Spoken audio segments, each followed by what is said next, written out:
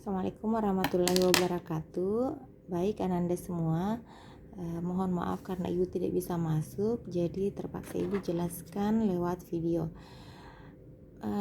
Untuk materi tekanan osmotik, ini contoh soalnya.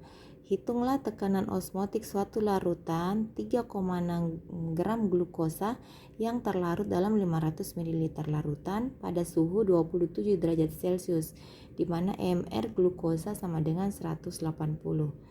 Nah, diketahui di sini massa glukosa sama dengan 3,6 gram ya. Nih. Kemudian ini ada volume larutan atau disimbolkan V.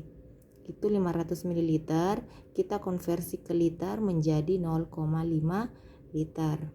Kemudian suhu 27 derajat Celcius, ini simbolnya T. Jadi suhu itu simbolnya T.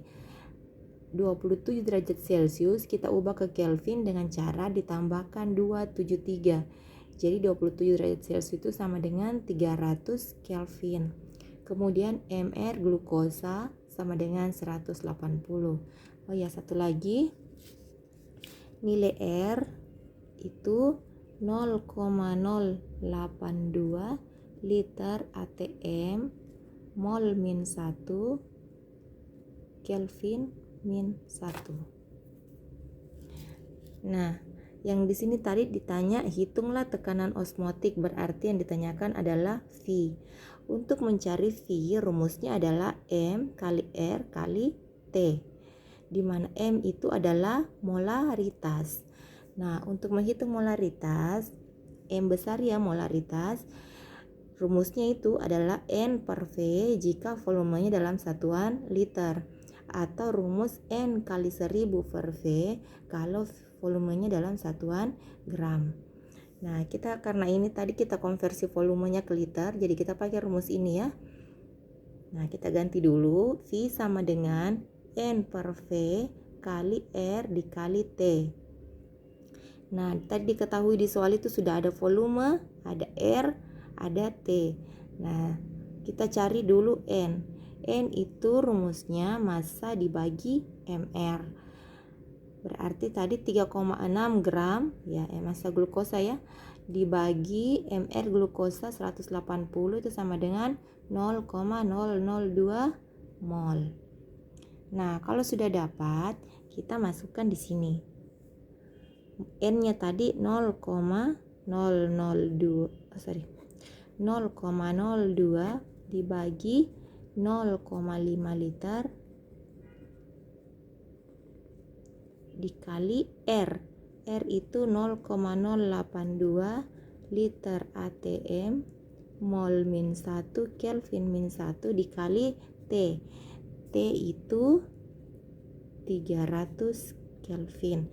Ya, jadi kita pakai rumus ini karena di sini yang di zat terlarutnya adalah glukosa. Glukosa itu non elektrolit ya, jadi tidak ada kali I. Baik, sekarang kita cari hasilnya. 0,002 dikali 0,082 dikali 300 bagi 0,5. Nah, kita matikan dulu satuannya. Ini mol dengan mol min 1. Kemudian K dengan K min 1. Liter dengan liter. Nah, sekarang tersisa ATM. Jadi hasilnya adalah 0,984 ATM. Oke, saya kira mudah ya. Ya, semoga Ananda bisa mengerjakan soal-soal latihan. Jadi perbedaannya untuk larutan non elektrolit dan larutan elektrolit itu hanya dikali I jika larutannya elektrolit. Oke, untuk soal nomor 4 coba diperhatikan. Untuk contoh soal nomor 4. Nomor 4 itu yang ditanyakan adalah berapa N atau berapa jumlah molnya. Nah, kalau misalnya rumusnya itu V sama dengan N per V dikali R dikali T. Kemudian yang dicari adalah N. Nah, ini dikali silang dulu ya. Ya, masih ingat kan prinsip matematika? Oke, V sama dengan N R T. Nah, kalau misalnya N yang ditanyakan, bagaimana rumusnya? Nah, misalnya kalau di matematika, AB sama dengan CD. Kalau B ditanyakan, apa rumusnya? Ya, rumusnya adalah CD per A. Jadi ingat, kalau yang di sampingnya atau di sebelahnya yang ditanyakan itu selalu menjadi penyebut. Ya, jadi kalau misalnya yang ditanyakan A, rumusnya adalah CD per B. Jadi sekali lagi, yang ditanyakan itu di sebelahnya menjadi penyebut. Jadi kalau misalnya contoh C yang ditanyakan, berarti yang menjadi penyebut adalah D. Jadi kalau C ditanyakan, rumusnya adalah AB per D. Nah, kita kembali ke sini. Yang ditanyakan di sini adalah N.